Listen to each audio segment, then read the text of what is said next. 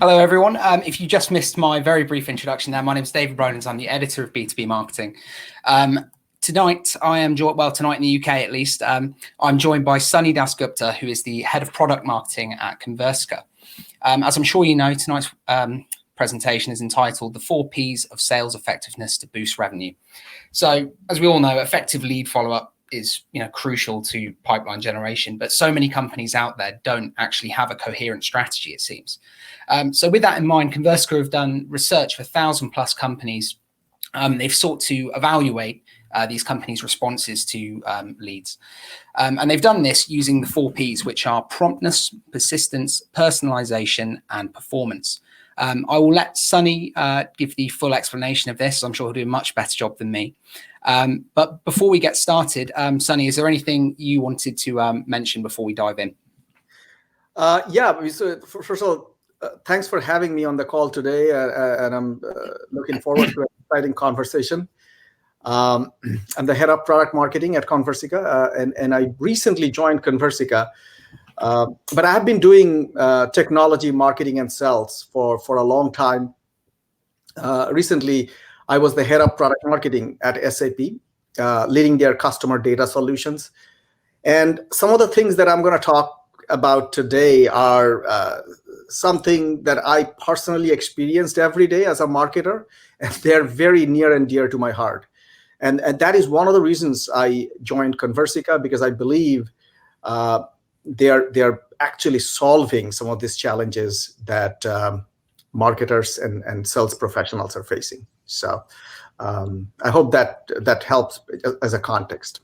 Yeah, absolutely. So thank you very much. So before we begin then, really, can you provide us a little bit of background as to why this is such an important topic? What makes it even more relevant as we are going through this crisis and, the rules of the game are changing, so to speak?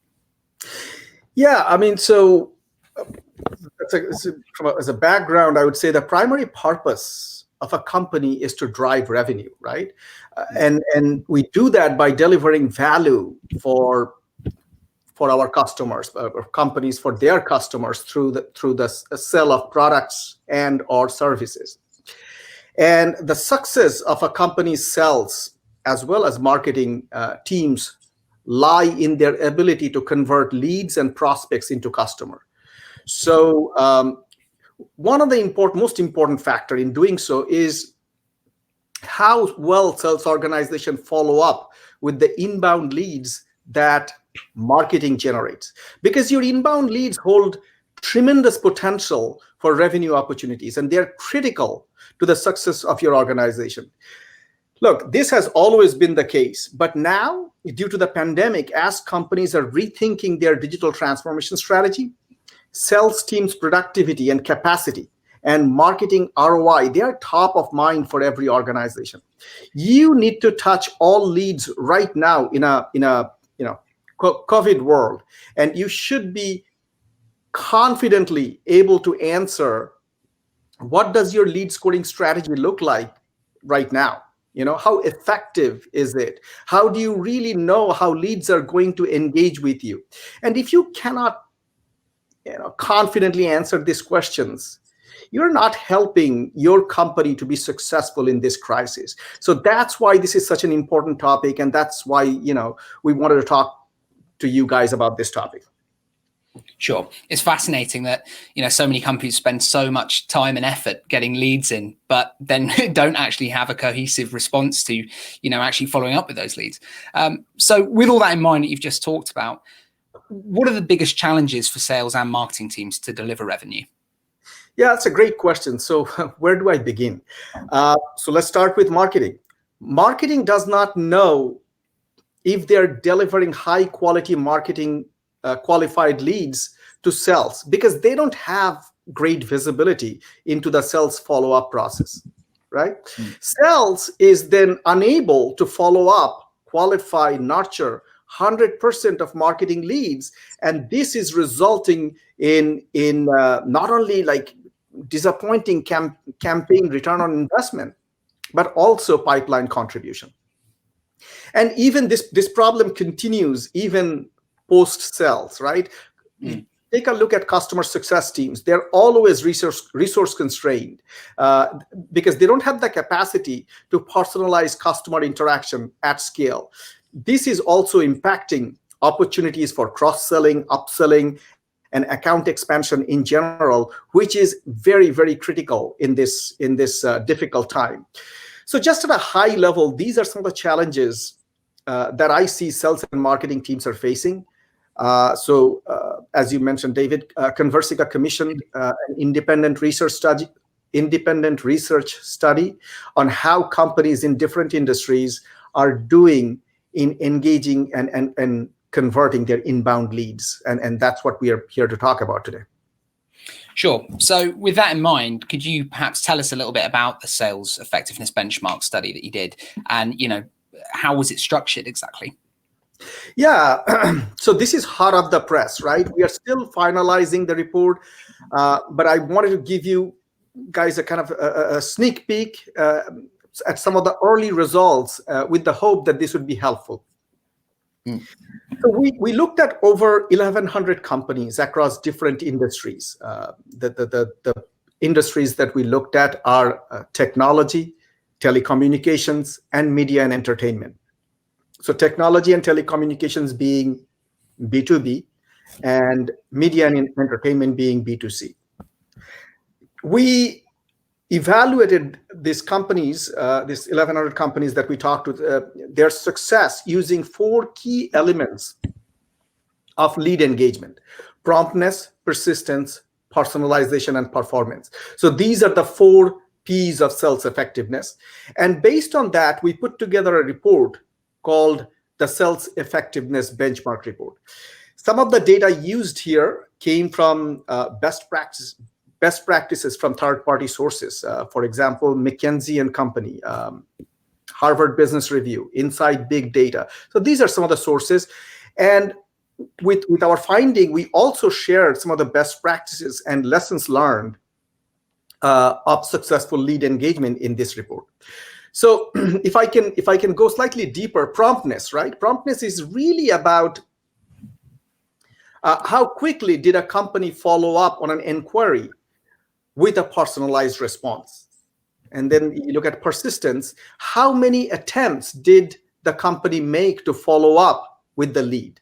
Personalization, that's all about to what extent was the response personalized? Did the response move the conversation forward?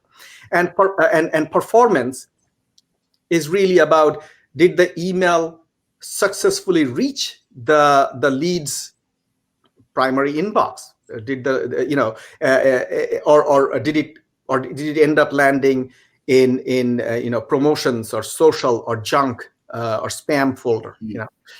So findings from this report can help our audience understand where your company stands in relation to other companies in your industry.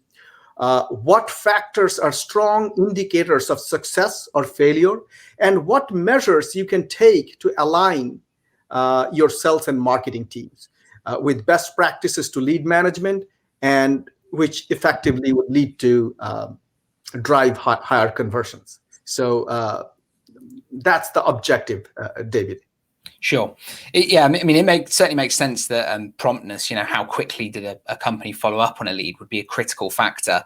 Could you tell us a little bit about how you actually evaluated that? Yeah. So our research indicated that promptness is the most important factor when engaging with an inbound lead. The faster the connection made, the higher the likelihood of converting a lead to a customer. And here you can see on the slide some of the data that to demonstrate how great a difference even a few minutes can make. Leads contacted within an hour of receiving an inquiry are nearly 7 times more likely to engage, and 60 times more likely as companies, when you compare with companies that waited 24 hours or longer to reply. The conversion rate increases by 391% when companies make a call attempt within a minute of receiving a lead. And this is where people-powered lead engagement simply can't keep up with this velocity. So that the likelihood of lead conversion drops significantly during the first 3 minutes after the lead inquiry. So you can kind of see our grading key and grading criteria. A couple of things I want to mention here is when assigning a company a promptness grade, we disregarded autoresponder emails, naturally. And we also counted the amount of time between our initial point of contact with a company and its first personalized response. And one of the things I would share is that this year, nearly a quarter of the companies responded within 5 minutes, earning an A grade in promptness. Most companies took more than a week to respond, earning an F grade. In this new pandemic world where everything is digital first, taking more than a week to respond is pretty much as good as not responding at all. So, you can clearly see companies, especially the companies, not those 22.3% that you're seeing there. The rest of the companies would definitely need help. Yeah, that's absolutely fascinating. I mean, 391% increase in engagement rate for contacting a lead in less than a minute. I mean, I think I speak for most people, I hope, where I think, responding in a day is good, but less than a minute, it's clearly worthwhile. Just move on to the next question then. So how many attempts should companies actually make on average to contact a lead? Are there any best practices you can share? And is there also, a time to give up? Yeah, it's a great question, David. So while promptness is critical, it's also rare that a single response is enough to motivate a prospect to schedule a meeting with sales, right? So this is because of multiple reasons, because people have busy schedules. People are researching organization at their own pace, and just we can all relate to this, that sometimes emails get buried and we miss phone calls. So increasing number of attempts would result in increased conversion, right? What we found is that if you attempt to contact a lead just 3 times instead of once, it will double the response rate. Companies with the fastest growing revenues are generally attempting to contact a lead maybe 5 to 8 times. The other thing, to your point, David, it is true that too few touches may not capture a recipient's attention and may not motivate them to respond. But on the other hand, too many attempts, too many contact attempts can produce diminishing returns or could really piss off your recipient. So 15% of companies earned A grade by making 5 to 11 attempts, and that's and we can also see over half of the companies gave up after 1 or 2 attempts to follow up with the leads. So I hope that helps. Yeah, no, absolutely. Just before we go any further, just a note to our audience. We have a chat box at the bottom where you can actually put in any questions you might have for Sunny, and we can look to answer those at the end in a quick Q&A. So moving forwards now, though, I'd like to take a minute to talk about personalization. With everyone getting so much junk mail every day, personalized communication is, of course, critical. But what are some of the key factors that can make an email personalized?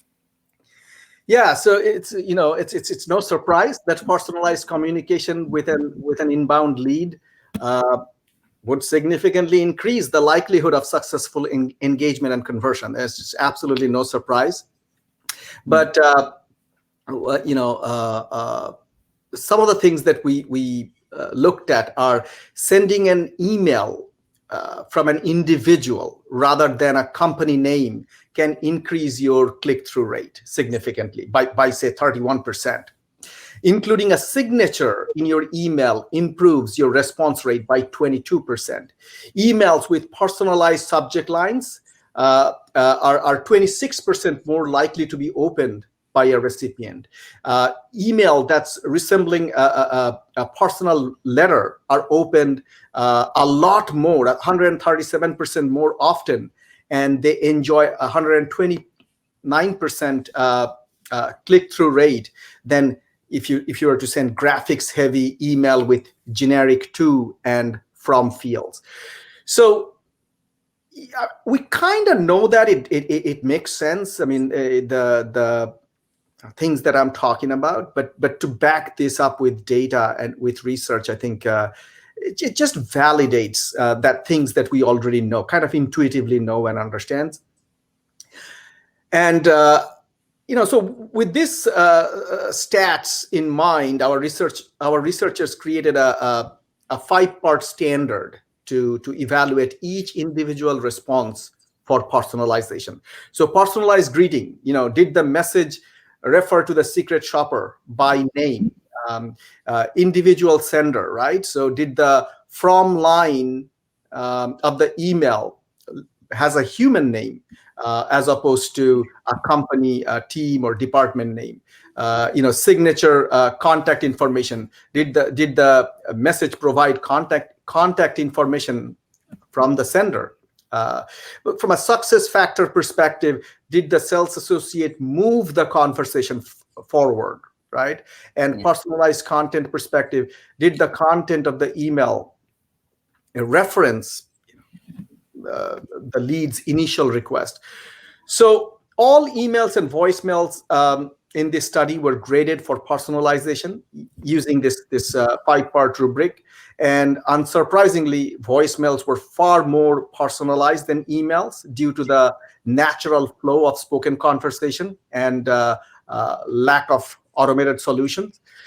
However, there were voicemails that failed to reference the company name entirely, making it difficult, if not impossible, to determine their origin. So, like some of the, I think the key nuggets were almost every communication that included the lead's first name in a personalized greeting, but that got attention. But that alone is not enough to qualify as a well-crafted email, as a personalized email. The expectations are much higher. And 30% of the companies made an effort to send tailored responses by including 4 or more personalization elements in their follow-up communications, which is great. That's a great number. 30% of the companies that did that. But also means that 70% of the companies fail to personalize their communication properly. So I hope that helps. Yeah, no, absolutely. I think we're all on the receiving end of those emails that say, dear David or dear Sunny, and then the rest of it doesn't really follow, and it's not personalized at all. But it's good to see that at least 30% of those companies are really making the effort there. So moving away from personalization. You spoke about performance as one of the 4 Ps. What was your method for grading performance? Yeah, so companies were graded based on where their communications landed. Specifically, voicemail emails arriving in the primary Gmail inbox received an A grade.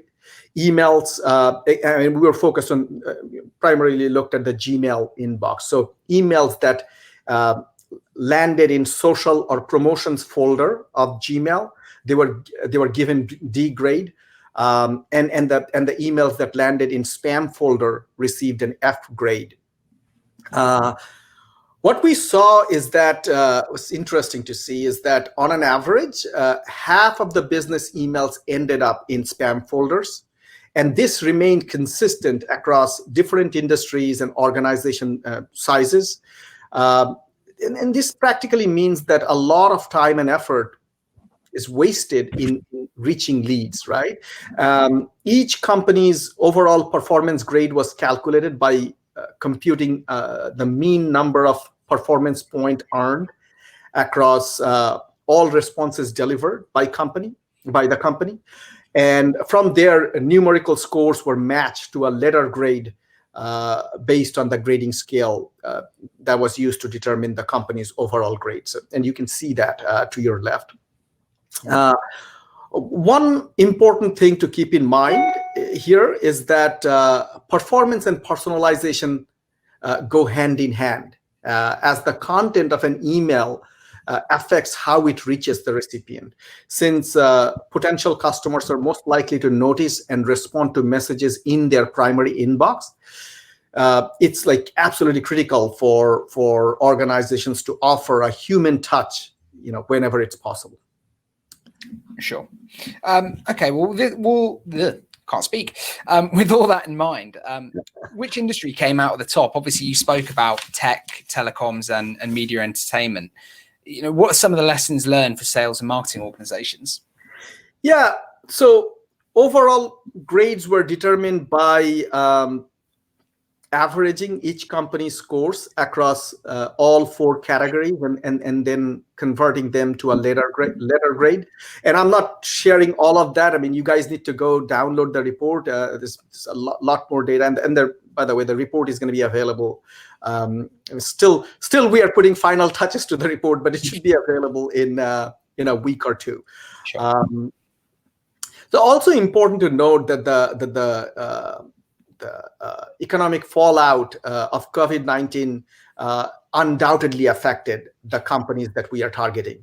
So the numbers for we saw about 16% of companies getting, just overall speaking, I'm still not talking about specific industries, just overall we saw 16% of companies getting A grades, about 30% of the companies making B grade. C was 17% of the companies. D was 36% of the companies. This is the highest category, and just a few companies received an F. In terms of the top industries, that of the 3 that did really well, this would not come to you as a surprise, but the technology industry scored highest overall, with 15% receiving an A grade, and they were slightly ahead of media and entertainment business, which was at 14%, and the telecommunication industry placed at the very bottom, with only 6% scoring A grades. And so in terms of lessons learned, one of the things that we understood that even with the best of intentions and planning, companies and their sales teams often fall short of achieving optimally across all 4 Ps: promptness, persistence, personalization, and performance. And this is mainly happening due to capacity constraint. Business professionals simply don't have the time to engage with every lead, which is why organizations are looking into adopting technological solutions to fill in this gap. And with many companies are looking at technology solutions. It's really important to make sure that you're looking at the right solutions. Sales enablement tool and marketing automation platforms help teams reach large audiences, but most of these technology tools cannot engage leads in a 2-way conversation that drive them to the next best action. So companies hoping to improve their sales effectiveness strategies can implement this following lessons learned. When it comes to promptness, in our research, we saw the majority of our surveyed companies receiving an inquiry from our secret shopper took up to a day to respond, and of course earning a C grade. So what's the lesson learned there? Respond to an inquiry as soon as it arrives. When it comes to persistence, more than 60% of the companies we contacted made just 1 or 2 attempts to reach our secret shopper, right? And that's not enough. So make more attempts to contact your leads. 37% of the companies included in our research this year made an effort to send tailored responses by including 4 or more personalized elements in their follow-up communications. That's actually really good. I mean,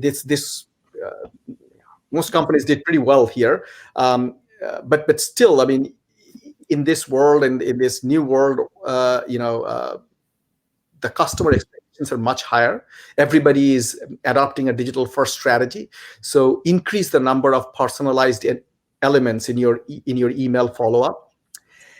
And last but not least, performance, right? As email filters become more advanced, as organizations, we need to adopt automation technologies to deliver the right message to the right audience in the right inbox that would resonate with them. So keep the email responses brief and include information relevant to the inquiries. So those are my kind of high level points, lessons learned here. Sure. So it's clear that there's some room for improvement, but I mean, you talked about how companies should consider adopting technological solutions to help with these 4 Ps. So, how can Conversica, for example, how can you help marketing and sales teams with improving sales effectiveness? Yeah. This is a really good segue because the biggest lesson we learned is that it is impossible to scale if you are trying to do it all manually. And this is exactly where Conversica can help. We do 2 things very well, right? Well, one is we can make sure that every lead is being touched within 5 minutes, even less, like within a minute, right? But it depends upon how you set it up. So, but every lead is being touched and responded. The second thing we can do is that we can make sure that it's being done with a human touch. And I know, and before joining Conversica, I was in the same camp. A lot of people believe that an AI solution can reply back with the same level of human empathy. But every day after joining Conversica, I've seen that every day we get responses from customers who our intelligent virtual assistants have reached out a few times, and these prospects or leads are replying back, apologizing for not responding earlier, or maybe asking her about the weather, just like you would with a human. So don't underestimate the power of technology and especially our IVAs. And I highly recommend that you take a look at them. And on that note, I just want to give you a little bit of background on Conversica, right? I mean, who we are. Mm-hmm. Conversica is we are focused on building the largest augmented workforce in the world, where our intelligent virtual assistants help organizations attract, acquire, and grow customers at scale. We have been in business for over 10 years. We have helped over 2,000 customers, and they're both direct and indirect channels we are talking about here. Generate more than 20 billion in revenue as a result of using our IVAs, intelligent virtual assistants. We are considered a leader in this category, having launched the first IVA over 12 years ago, and we are growing at a rapid speed since then. We have over 3,200 intelligent virtual assistant deployed with over 750 million interactions that are engaging prospects and customers in a 2-way dialogue to determine the next best action with 98% accuracy. This is more accurate than an SDR or a BDR for that matter. And in terms of what we offer, Conversica offers intelligent virtual assistant applications, and we grow we offer this across customer revenue life cycle. We do both pre-sale and post-sale. Conversica virtual intelligence assistants are really AI-powered, SaaS-based software applications that serves as a virtual team member, and they will autonomously engage contacts, prospects, customers, and partners in a human-like two-way conversations to get to the next best action that would help you accelerate revenue. And that could mean scheduling a meeting. That could mean gauging interest to buy additional products or services, or politely but persistently collecting overdue payments. So these IVAs are built on a robust enterprise-ready intelligent automation platform. They support 6 languages, and they can also integrate with most marketing automation and CRM solutions, as well as offer APIs for direct integration. And the final thing I was going to say, it's good to kind of hear about this, but sometimes I see people still struggling with exactly how a sales IVA or how an IVA works. So this is an example of our sales IVA, sales intelligent virtual assistant. The engagement and response from the IVA is dynamic. It could be across web chat, it could be across email or SMS text. Think of her as the most productive member of your team. She can initiate contact over email, SMS, based on some triggering event, either in your CRM or marketing automation system. It can intelligently interpret responses with multiple intents, so understanding the customer intention. It can respond messages to drive the next best action. And it can act, as in take appropriate action based on outcome of interaction. So, and it would do so in a persistent, prompt, personalized, and professional manner. But this is the bottom line. The bottom line is that no leads are left behind. Your inbound leads, which hold a tremendous potential for revenue opportunities, are now being converted into pipeline opportunities and closed deal. And I'll just close with this final slide, which talks about the most important thing, right? Which is our customers. We are so honored to have so many respected and notable customers who saw the power behind augmenting their marketing, sales, and customer success teams with our intelligent virtual assistant to accelerate their business opportunity across the entire revenue cycle. And as you look at the list of customers, you see that they are major brand names, and very, very proud to have these customers in our customer base. So, David, it has been a fun conversation. Thank you so much, for your time and the time for the audience. And with the time that we have left, maybe we can open it up for Q&A, if that's okay.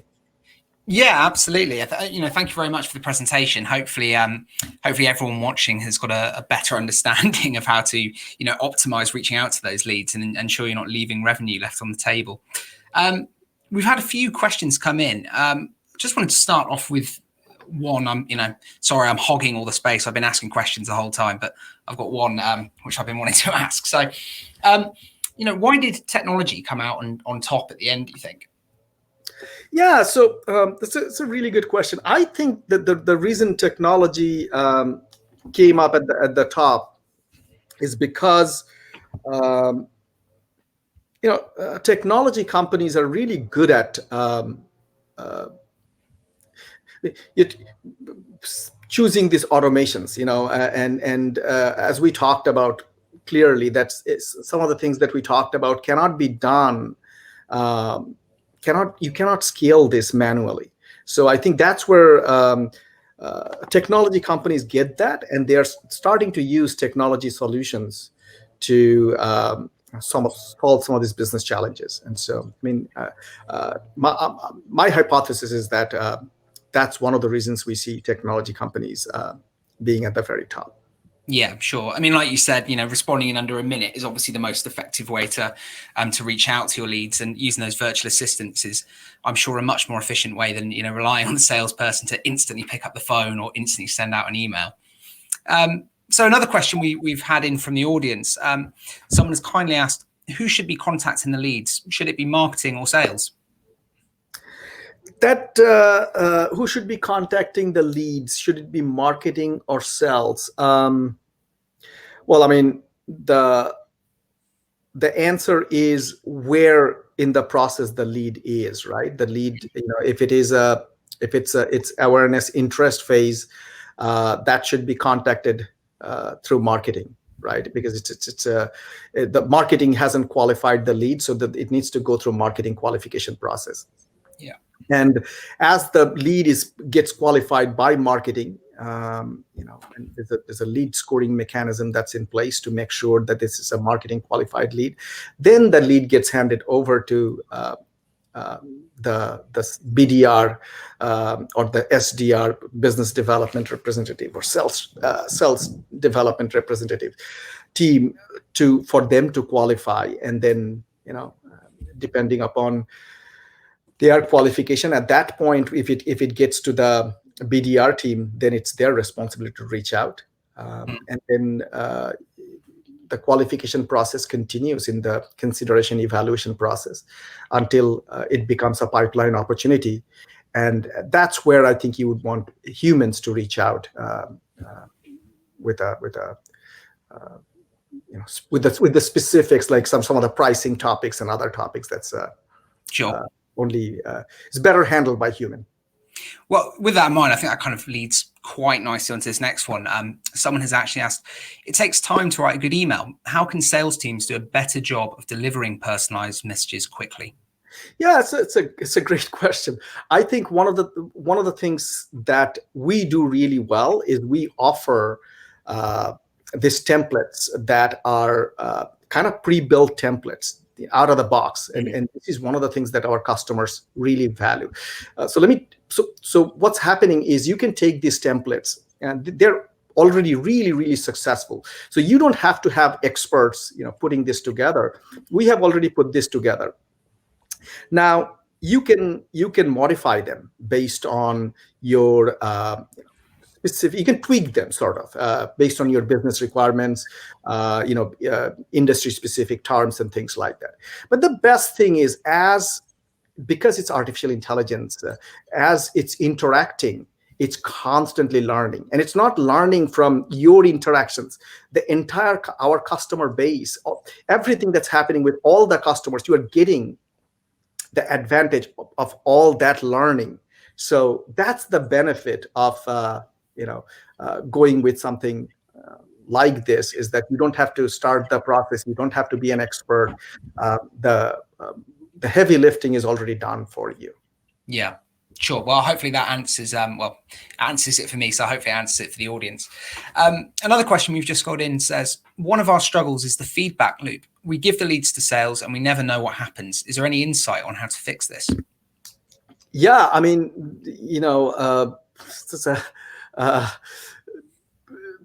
good visibility would be really good, right? I mean, Yeah. making sure that you have the right technology to have good visibility. That's really helpful. But having solutions like the Conversica solution, where that all the leads will be touched, all the leads will be engaged, and you can take a look at those reports to know how these leads were engaged, and that's a huge value. So I mean, it's a really good question, and that's one of the reasons I see, especially when it comes to inbound leads, that's where the value is. And look, I mean, as a marketer, I struggled with this. When I was in my previous companies, this is a common challenge between sales and marketing. Marketing, keeps saying that we have given you good leads, and you're not acting on them. And sales keeps replying back saying, they're really poor quality leads. So this is a constant cycle, and Conversica IVAs are really helping to solve that challenge. So hopefully that helps. Yeah, absolutely. Just a quick note to our audience: if you do have any more questions, please do submit them. We are starting to run out of time, so we're just going to. A question I've got here for you, Sunny, says, I'm going to have to read this one out because there's some numbers in there which I've written down. So I want to make sure I get this absolutely right. Looking through the research, it says that just 22% of companies received an A grade in promptness compared to 24% in the previous report and 42% in 2016. Can you share any light on why this is and what can marketers do to help resolve it? Or is it just down to salespeople? Yeah. It's your COVID effect, right? I mean, that's right now what's happening. We're needless to say, we are in a very strange time, and one of the things that's happening is that everybody is being forced to go digital. Like everybody is looking at their digital transformation strategy. Everybody is going digital. It's digital first. Now imagine all these communications that were non-digital in the past, this events and face-to-face conversations that were happening, they're all gone now. And now it's all digital. So as a customer, as a prospect, how many emails are you getting? How many different ways people are reaching out to you? And so it's not like customers have significantly changed, but what has changed is that the market has changed. As a result, customers are getting many emails, more emails than previously, or communications of other types. And it's just hard for them to reply back. So you have to make sure that they are personalized, they are prompt, they are persistent, and they're ending up in the right place. And that's the real answer why the numbers look different from previous year. It's not that companies are significantly doing worse. It's the landscape has changed. Customer expectation has changed. Yeah, sure. I mean, I have to say, when I first saw the numbers, it was a bit shocking. I thought, wow, what's going wrong with all these companies? But is it good to know that it's the pandemic? I'm not sure, but no, thank you very much. Looks like we've got one final question here for you. So hopefully you can answer this. It says, how do you factor in the best number of attempts with other marketing activities to the same contacts? E.g., marketing has reached out with a traditional email offer and Conversica messaging is following up with a number of messages. I have to better understand this question. It would be good. Let me do this. Let me go back to the slides. I would love to share my email with you guys. I think it's a good question. I want to better understand the question before answering the question. So if you don't mind, just email that question to me at sunny.dasgupta@conversica.com, and I'll get back to you on that. Because again, like this is something I want to kind of think through before just giving you a hasty answer. Yeah, I'm sure that's that'll be very helpful. It's better than, like you say, just a hasty answer because we're live on in the webinar. But no, I'm sure a follow-up email will be. I'm sure your lead inquiry follow-up will be top-notch. Well, with that in mind, I think we are out of questions. So, Sunny, thank you very much for joining us today. Yeah, David, thanks for having me. Thanks. Oh, no worries. Really enjoyed the conversation. Yeah, no, me too. Is there anything you want to leave our audience with, or shall we bid you farewell? Yeah, I think the report is going to be available in a week or two. It will be available on the Conversica website. And I believe we have shared the link to the Conversica website. So please go there and download this report because you are going to find it immensely helpful. So that's my call to action before I leave. Well, you know what to do, viewers. Go to the Conversica website. So yeah, again, Sunny, thank you very much. Thank you to our audience. And hopefully we'll see you all soon in another B2B marketing webinar. I've been Dave Rowland's editor, and have a great evening or great day wherever you are. Thank you very much. Thanks, everybody.